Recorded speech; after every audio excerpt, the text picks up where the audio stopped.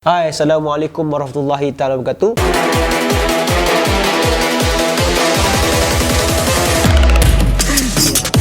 So hari ni aku nak share dengan korang semua 6 perkara.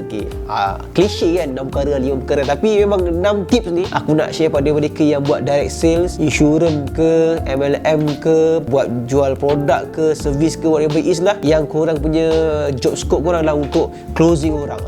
So ada 6 perkara ataupun 6 tips lah yang aku boleh kongsi korang sepanjang aku buat direct sale. Dulu sebelum ni, macam kalau korang tengok video aku sebelum ni, aku cerita pasal aku pernah buat bisnes sebelah, macam-macam bisnes lah. Aku bagi flyers, aku jumpa closing orang dekat car park, dekat rumah orang, kat office. So benda tu aku dah buat.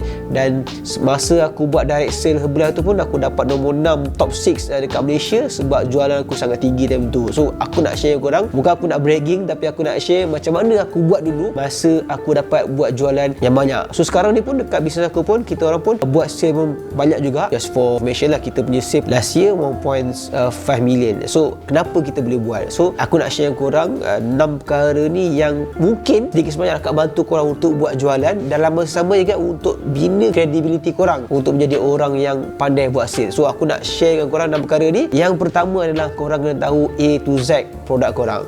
Mungkin baru bermula buat bisnes direct sale ke, ataupun baru buat jual takaful ke. Jadi benda yang paling penting adalah kena study betul-betul produk yang nak dijual tu, produk yang nak ditawar kepada orang ramai. So kalau jual, contohlah kita orang jual stamp-post, so kena tahulah apa benda direct print, apa tu, apa finishing dia, matte ke, glossy ke, ada zipper ke, lepas tu dia kena buat blog ke sebagainya, kena tahu. Ataupun kalau korang jual produk Herbalife, contohnya aku masih sekarang masih makan beli lagi, korang tahu apa function T-Mix ni, apa benda lemon hibiscus ni, apa fungsi sebenar tea hibiscus ni, apa rasa dia, ada berapa gram, ada 50 gram, ada 100 gram, berapa harga dia untuk 25%, 35%, 50%. So benda tu sebenarnya dalam kepala korang dah. Maksudnya bila orang tanya, tak dah tahu dah. At least kalau korang betul-betul nak lagi hebat menjual ni, korang kena tahu apa benda dalam, apa benda yang punya ingredient dia, kena tahu apa dia, fructose lah, orange pico lah, peel extract lah. Habis sebenarnya tak perlu tahu semua benda, korang kena tahu the main ingredient dia. Contoh macam untuk T-Mix ni, the main ingredient dia adalah dia ada cardamom. Cardamom ni fungsinya untuk meningkatkan metabolisme. Sebab tu teh ni kalau minum dia akan meningkatkan metabolisme.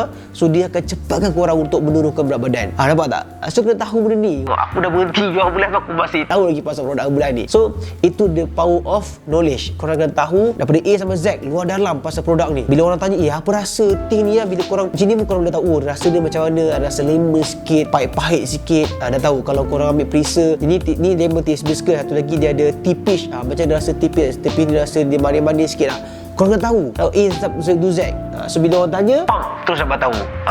Nampak tak? So kalau jual takaful, kena tahu lah apa takaful. Ada takaful untuk anak-anak berapa ringgit, untuk dewasa RM1, hibah lah, apalah semacam tu. So kena tahu. So barulah orang nampak, orang ni sangat bagus, ada credibility. So orang nak beli kan dengan korang sebab nampak dah professional, nampak banyaknya ilmu pasal produk nak jual tu.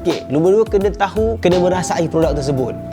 Contoh macam dulu saya buat bisnes Herbalife. So kena rapat turun berat badan tu. Dulu berat aku 80 kilo. So dapat bila minum Herbalife betul-betul dengan senaman sebagainya, dapat turun 10 kilo masa 1 bulan. Merasai benda tu. So ada live testimony.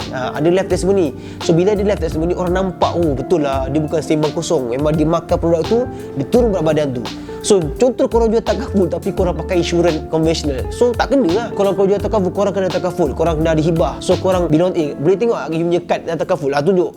Saya dah buat dah. So bila korang sendiri merasai benda tu, memiliki benda tu, baru orang lebih confident dekat apa yang dijual, apa yang ditawarkan. So tu kalau korang contoh, takkan saya jual BMW saya kena ada. Yes lah. Kalau korang betul-betul nak target market premium, tu mesti kena ada benda tu juga. Contoh korang jual Porsche, so korang ni korang kena usahakan untuk, tapi tak juga, sebab kalau agent ataupun salesman kat situ, korang dah merasai, at least merasai macam dia bawa kereta Porsche tu, kalau speed berapa horsepower, dah tahu benda tu, merasai bawa kereta tu. Tapi kalau korang jual Porsche tapi tak rasa bawa macam mana, tak boleh juga. Nampak tak? Mesti merasai atau memiliki benda tu. Yang ketiga, ini paling penting sebenarnya, dan ramai orang buat, dan ramai orang bila buat benda tu, klien tak nak beli dengan anda. Apa benda tu? Iaitu condemn produk orang atau membanding-bandingkan produk kita dengan produk orang lain. So jangan. So bila korang mengkondem orang punya produk atau membanding-banding produk orang lain, orang tu dapat, orang ni tak boleh dipercayai, dan orang ni adalah orang yang tak bagus sebenarnya sebab dia suka condemn produk orang lain. So kita nak jual, kita kena fokus value apa yang kita boleh tawarkan, produknya value, servis is kita apa yang value kita. Contoh macam kita kata kita punya Stempos ni, kita bagi tahu value kita. Value kita ada 15 hari bekerja, boleh siap. Lepas tu dia punya ni 110 mikron. Nanti orang kata, apa beza you punya produk kau ni? Saya tak tahu apa beza produk saya dengan produk orang lain. Tapi apa yang saya tahu, produk saya berkualiti tinggi. Okey, boleh masuk freezer, boleh food grade. Bila orang tanya je apa beza, cakap je, oh minta maaf ya cik, saya tak tahu pun pasal produk orang lain. Tapi apa yang saya tahu, produk Herbalife ni dah 32 tahun dekat dunia, dah ada kat 165 buah negara, dekat Malaysia dah 16 tahun, dah saya dah makan produk ni selama 10 tahun. Alhamdulillah, tak ada sakit apa-apa pun, alhamdulillah. So bila orang tanya lagi, apa beza, boleh cerita sikit? Saya tak minta maaf cik, saya tak tahu cik. Yang saya tahu, produk saya dah 30 tahun. Ulang balik apa value produk kita atau value servis kita. So bila orang oh bagus lah orang ni, dia tak condemn produk orang lain. Nampak tak? So bila kita nampak dan ingkatkan value kita kat mata orang lain, so orang okay lah, orang ni memang bagus lah, professional lah, berkredibiliti lah. Nampak tak? So kita jangan suka tak cik tahu tak, buat orang ni senang rosak. Tak boleh lah macam tu atau cik tahu tak, sebenarnya produk tu semua paling sibuk je, bukannya betul sebenarnya. Tak boleh. Kita jangan condemn produk orang lain, jangan banding-bandingkan produk orang lain dengan produk kita. Kita fokus on produk kita, bagi tahu value kita, apa benda yang baik pasal produk kita ni. So yang keempat ialah, bila kita cerita pasal produk kita, pasal servis kita kena bantu bakal pelanggan kita untuk beli produk kita atau servis kita. Contohlah macam kita punya Stempos ni, kita ada direct print, kita ada non direct print. So kalau kita nampak orang ni dia memang nak jual produk yang boleh masuk freezer, kena berair banyak sebagainya, kita terus bang, apa kata cik terus ambil yang direct print. Kalau macam anak perap ni, kita suggest untuk size 18x28cm. So dia punya bukaan dia 8cm dan terus ambil direct print cik. So saya suggestkan untuk mula ni cik ambil 1000 piece. Kita terus bahagi jawapan kat dia, kita terus bagi apa yang dia perlukan. Kita macam ada banyak pilihan, kita ada size 10x15, kita ada 15x23, kita ada size 8x28, kita ada size 20x30, atau kita ada 500 piece, ada 100 piece, ada 1000 piece. Tapi kita terus bagi jawapan kat dia. Jangan tunggu dia untuk membuat pilihan, sebab bila banyak sangat option, orang tu banyak berfikir dan dia akan lambat untuk membuat keputusan. So kita nak pastikan dia buat keputusan on the spot. Bila kita dah panjang explain kat dia, terus bagi jawapan kat dia. Bang, apa kata ambil size 18x28, 1000 piece, direct print. Harga dia RM2,800. Abang nak bayar cash ke atau transfer? Nampak tak? Kita bagi jawapan kat dia. Kita bukan bagi pilihan. Inilah jawapan, inilah yang dia perlu diambil. Walaupun ada banyak option, tapi kita tu bagi option yang sesuai untuk dia. So bila kita bagi jawapan kat dia, so dia tak ada pilihan dah. Okey, boleh adik, abang nak yang ni, nak 18x28, 1000 piece, RM2,800. So abang nak pakai cash. Nampak? Kita bagi tahu nak cash ke nak pakai transfer. So kita bagi jawapan kat dia, kita bagi terus apa yang diperlukan dan terus membuat keputusan. Sebab kita nak lama-lama orang berfikir untuk buat keputusan. Kelima ialah kita kena cakap dia, okey bang, saya nak pergi toilet jap nanti saya datang balik. So maksudnya ialah kita nak bagi dia waktu bertenang untuk membuat keputusan. Okay, kita tak memaksa dia, tapi kita memberi dia waktu ketenangan atau bertenang untuk buat keputusan. So kita keluar pergi toilet ke, pergi beli risau ukuk ke apa ke dalam 5 minit, lepas tu datang balik kat dia, okey bang, macam mana bang, cash ke transfer? Terus macam tu je. Sebab subconscious mind orang lah, dia punya subconscious mind dia terus dapat yang kita cakap tadi tu je. 1000 piece, size 18x28, direct print, RM2,800, nak bayar per cash. Ini je dia akan ingat kat kepala dia. So waktu bertenang tu untuk dia punya apa yang kita bagi input tu untuk masuk dalam subconscious mind dia dan untuk terus kekal kat minda dia. Itu sebenarnya waktu untuk bertenang. So bila kita sampai balik, bang nak cash ke transfer ya? Sebab kalau nak transfer saya bagi nombor akaun. So cash saya boleh inilah, saya kira kejap. Nampak tak? So kata saya bagi cash lah. Okey, terus boleh lah bang, RM2,800. Terus bagi RM2,800 bang.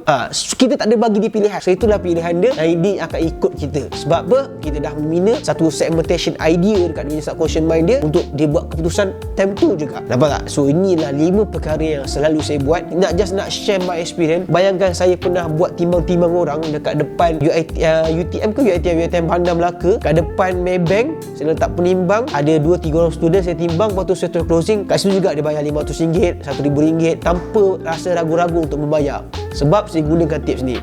Ada juga masa first time saya jumpa orang tu, dia WhatsApp saya nak jumpa, saya terus closing dia untuk RM4,000 lebih on the spot. So benda-benda ni adalah cara kita untuk membina satu persepsi atau memberi jawapan kepada minda bakal pelanggan kita. Sebab bila dia dah nak tahu, so tinggal kita nak beritahu pada dia, beri kefahaman pada dia dan memberi jawapan kepada dia apa yang dia perlukan. So waktu tu subconscious mind dia terus tangkap dengan apa yang kita nak dan dia terus membuat keputusan untuk membeli produk atau servis kita. Nampak tak? So 5 perkara ni adalah 5 tip yang sangat berharga yang saya buatkan sampai sekarang. Saya buat juga kalau saya jumpa orang sebagainya. So benda-benda ni sangat penting. supaya kita tahu untuk closing cepat. Sebab kadang-kadang kita meleweh banyak sangat. Cerita dan kita pun terikut rentak orang tu. So berceritalah sampai dia sejam 2 jam. Lepas saya tak nak, tak apa adik, abang nak tunggu fikir dulu lah. Ataupun kadang kalau pulang perempuan, nantilah saya tanya husband saya dulu, atau nantilah saya tanya boyfriend saya dulu. So benda-benda kita tak nak berlaku. Kita nak drag timing kita sebab masa kita sangat berharga. Sebab kita nak closing. Kita mindset kita nak closing. So kita jumpa orang, kita mesti nak closing. Kita jumpa orang mesti nak closing. So kita kena ada timing. So satu hari kalau kita dapat explain dalam 30-40 minit, kita mesti closing juga, whatever is pun.